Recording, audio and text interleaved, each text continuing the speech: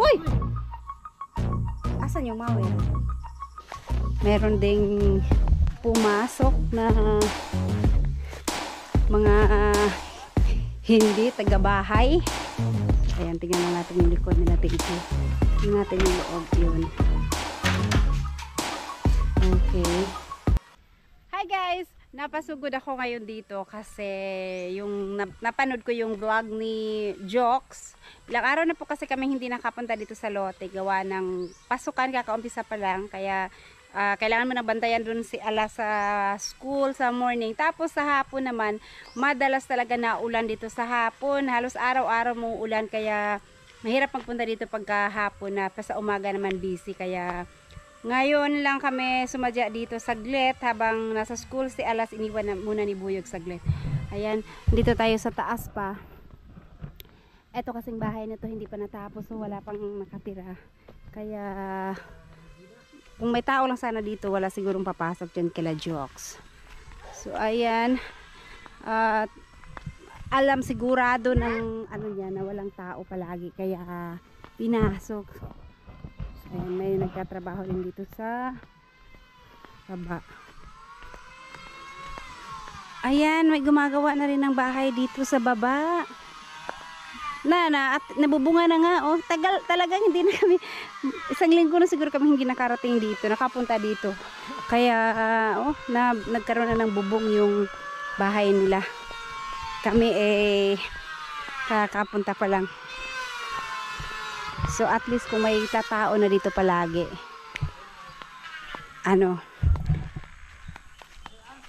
hindi na basta-basta may papasok na dito tao. Itong kila Turn James din, matagal na rin walang tao, matagal-tagal na rin hindi nagpupunta dito kay Turn James. Masilip nga din yung likod ng bahay ni Turn James, baka meron ding pumasok na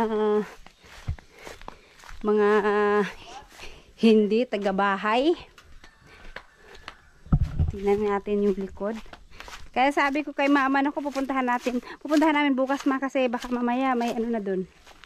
So ayan, tingnan lang natin yung likod nila TJ. Nakalak naman. Wala namang siguro. Wala namang siguro pumasok dyan.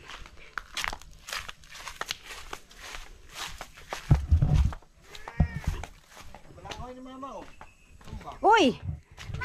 Ang kamoteng kahoy ni mama. Pero ito kasi, na to, grabe, ang haba na ng damo kaagad, oh. Oh, natumba na. Bago pa lang man natumba. May laman pa pala to. Kala ko ginawa na lang niya yung bakod. Oh. Tapos, gawa kasi nung may bagyo, ulan ng ulan dito, lalo na sa hapon. Kaya bandang hapon lang yung available na maglilinis dito sana si Buyog. Hindi malinisan. Kasi ulan naman sa hapon, kaya ang kapal na ng damo, kailangan na talaga itong malinisan. So ayan yung saging. Akala ko na wala pa siguro to, oh. Wala pa to. So ayan, dito tayo sa kubo namin. Etong sa kubo namin, mabilis lang siyang pasukin kasi mga kahoy-kahoy lang naman at nakalak naman siya. Asan yung mawer? May nawala. So yan. Pressure cooker wala na dito, no? Nandito pa, oy. Sa bahay na yung pressure cooker. Andyan lang naman yung mawer. So wala naman. Walang pumasok dito kasi may mga pagkain ako doon, no? May mga dilata, may mga biscuit, may noodles. Nandyan lang naman. Tsaka yung grass cutter nandun lang sa loob. Wala namang nawala. Grabe ang na ng mga damo. Check din namin dito kay Ma'am Jo. Hindi mo na makita yung daan sa bahay ni Ma'am Jo. Ang haba na ng damo.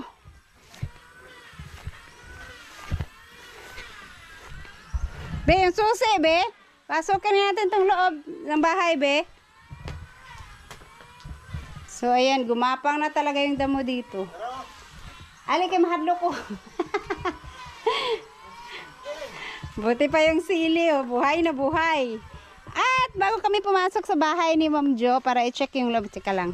Tingnan ko lang yung... Ayan, nakalock pa naman.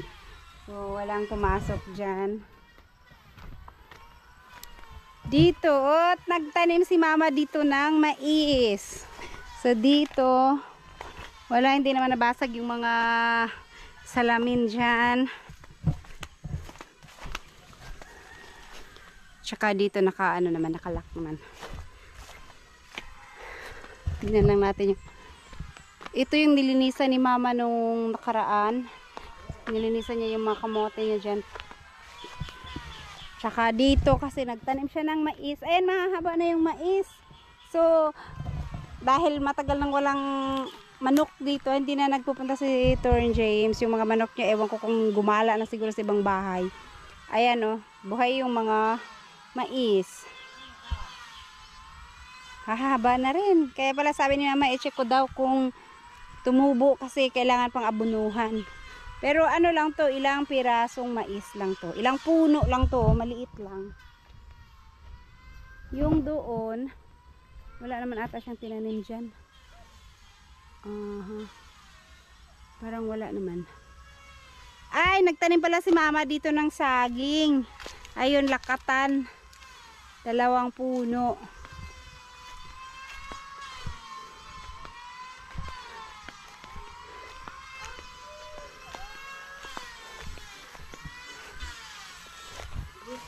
Yan, dito tayo. Abri, open, open. Open sesame. King Kong. Wala ra. Halak ra. Tingnan natin yung loob. Yun. Okay. Buksan ang ilaw. Ay, wala palang ilaw.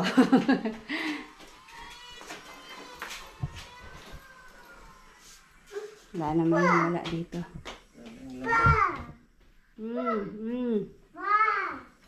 Ito sa ilalim. Mga gamit dito. Wala naman siguro ang gamit dyan. Dito, wala din. Okay lang. Halika, King! Halika dito, King! Ang phone nila. Nandyan lang. Lalala ka ba si King Kong? Wala namang pumasok dito, oh. Ayan, mga pagkain pa si Ma'am Jo dito. Ay, so si King Kong, oy. So, ang bahay lang ni Jokes ang pinasok talaga. Wala kasi na maraming pera sa Jok. Marami kasi milyones si Jokes. Ayun, yung bahay lang talaga ni Jokes ang pinasok. Kasi yung kay Ma'am Jo, naka-lock naman. Tsaka dito sa amin, mas mabilis siyang akyatin kasi may open pa dun sa taas. Mayroon namang grass cutter sa loob kung ano. Pero hindi naman nawala, nandyan lang naman pati yung mga pagkain. So, yan, hindi natin alam. Hindi, mahirap magturo kung sino. Pero, malamang yung pumasok doon, alam na wala talaga dyan yung may-ari. At saka alam kung saan dadaan. Kasi, hindi naman sila pwedeng dumaan doon sa gate talaga. Kasi, ano, makikita sila at kung hindi sila taga rito, lalo na pag gabi, masisita bakit papasok na wala namang taong pwedeng puntahan. So, yung mga banda dyan, oh, kasi, ano pa dyan, open, tsaka, ano dyan, mga pinapastulan, ng kung ano-ano. Ayan. Malamang matiktika na wala si Jokes dyan. Pero, bigas lang naman yung dinala at nag-iwan pa ng isang balot. Tsaka si Kabungot kasi umaga at hapon ata siya nagpupunta dito para magpakain ng kanyang mga pato dyan. At saka dyan naman may tao dyan lagi sa araw kasi nagtatrabaho nga sila. Pati dun sa kabila may nagtatrabaho din dyan. So malamang sa malamang gabihan pinasok yung bahay ni Jokes.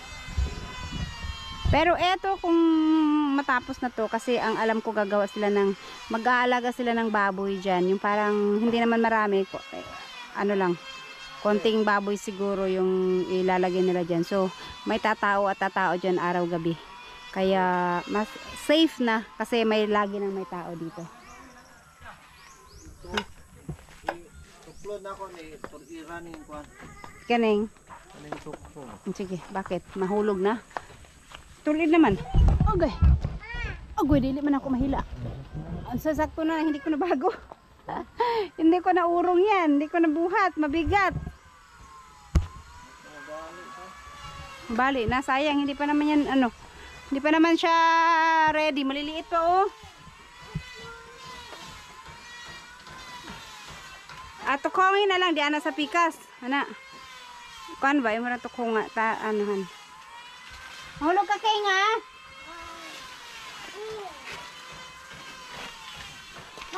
Uy, namunga na ang ano ni kabungot, oh. Rakatan.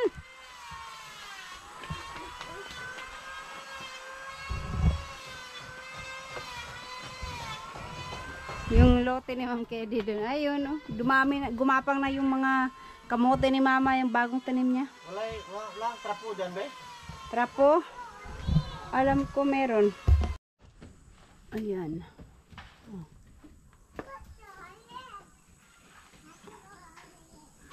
Ay. Wala naman. Wala na, tumuwid na. Ha? Kailangan na talaga itong malinisan dito, be. Oh. Ang haba na ng damo. Mamayang hapon, be, pag di umulan. Ha?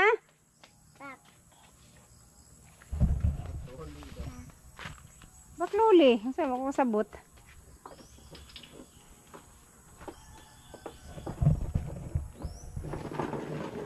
Ang bilis ng trabaho nila dyan, Bino. Sabagay, kung 1 week na, makapagbubong na nga. Parang temporary lang yung mga ginamit nila. Siguro iyan yung kulungan ng baboy. Kasi mga kahoy lang eh. Siguro habang... Ha? Payag? Ah, kubo pala. Maglalagay daw dyan ng kulungan eh, ng baboy. Habang wala pa siguro nakatira dito na wala pa naman wala pang mga nakatirang tao talaga. No, don't go there, nice mo. At least may tao na dito sa baba. Sa gabi may tao na.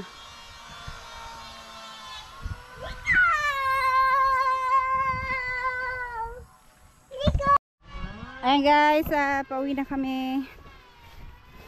Sinek lang namin yung bahay ni Ma'am Jo at saka yung kubo na rin.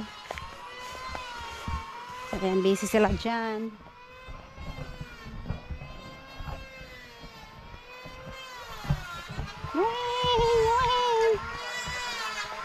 Kubo. Ito ang daig na ilaan.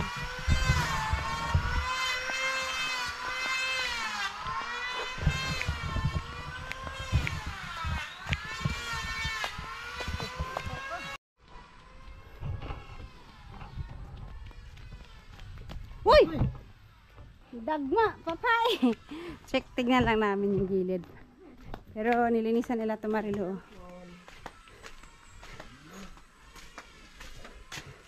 Paano nila nabuksan to? Mahirap naman nata buksan to. Wala namang... Kala ko may tusukan dito, oh. Mahirap man to buksan. Paano yung tusukin? Oh, may ano man. May kahoy man. Dito lang ang ano niya. Sira na daw to. Ha? Sira na daw. Ano sila? Itanggal na eh? Oo, pinilit niya ano. Sayang simento ni Dok. Yes na. Yan dyan daw dumaan eh. Dire sa main door.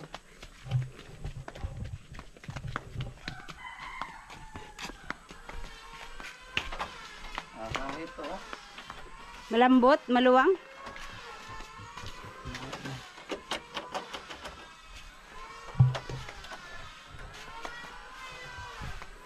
Force of entry. Tara na.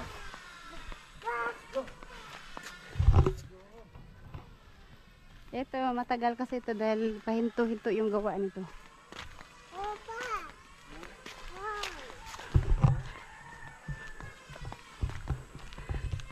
At sa bagay, mayroon ng bagong mga nagtatrabaho dito sa lote. Mayroon magkakaroon at pagkakaroon na to ng ano, ng mga titira.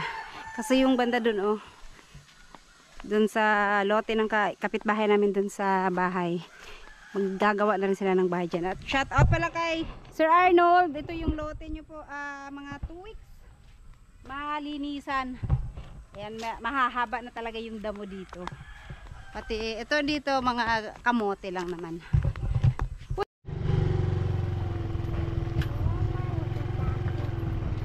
Ha? Sakit? Asa may sakit? Sorry. Sorry. Okay. Ayan dito, oh, gumagawa sila ng balloon. Shout out Jerry Cuenca. Si Mr. Discovered. Nanay tubig. Pila ka kuan dupa? Pila ka dupa, pila na ka kuan?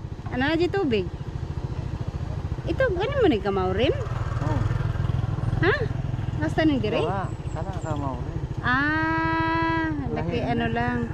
Ayan dito, magbabahay dito yung ano namin kapitbahay. Kasi lilipat na sila dito. Ayan dito sa kabila, oh, ang laki pala nito, oh, nalinisan na. Inisprihan siguro to. Hindi no? Ito yung katabing lote ni Nanay Sugard. At ito yung kay Kahilas. Grabe, ang dami talagang ang puno ng ano ni Nanay Sugard. Etong dito rin, oh, ang linis ito nung nakaraan, inisprayan nila ngayon. Nakahaba na na.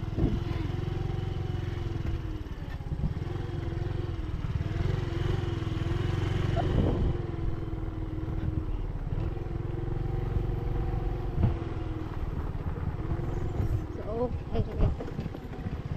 Ayun guys, ang ating update sa Seward Village.